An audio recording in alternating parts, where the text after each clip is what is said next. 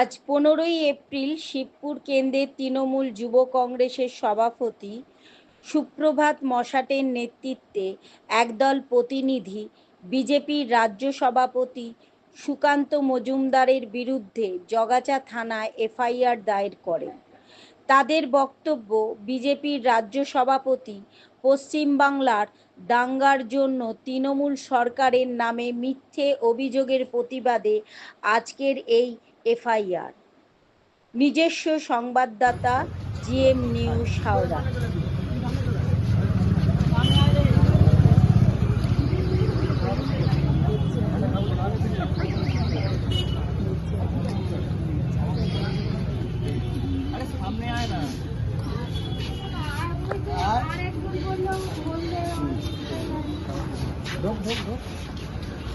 একটাই ভিডিও কেটে কেটে কিনছি।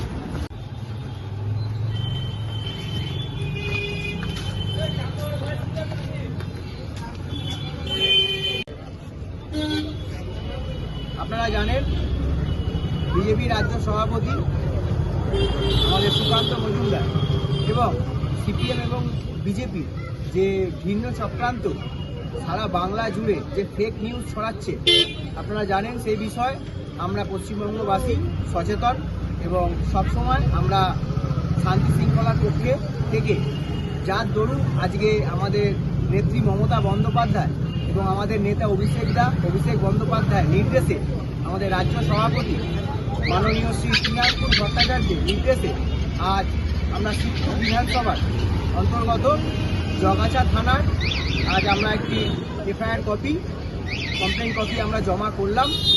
যেভাবে বিজেপি এবং সিপিএম, মূলত বিজেপি সুকান্ত মজুমদার রাজ্য সভাপতির বিরুদ্ধে আমাদের এই কমপ্লেন, যে এইভাবে দাঙ্গা ছড়িয়ে বাংলাকে অশান্ত করা যাবে না। তার জন্য তৃণমূল কংগ্রেসের বুথ থেকে, ব্লক থেকে, জেলা থেকে রাজ্য স্তর সবসময় প্রস্তুত আছে এর মোকাবিলা করার জন্য। ধন্যবাদ। সুপ্রভাত মশাট, শিবপুর বিধানসভা তৃণমূল যুব কংগ্রেসের সভাপতি।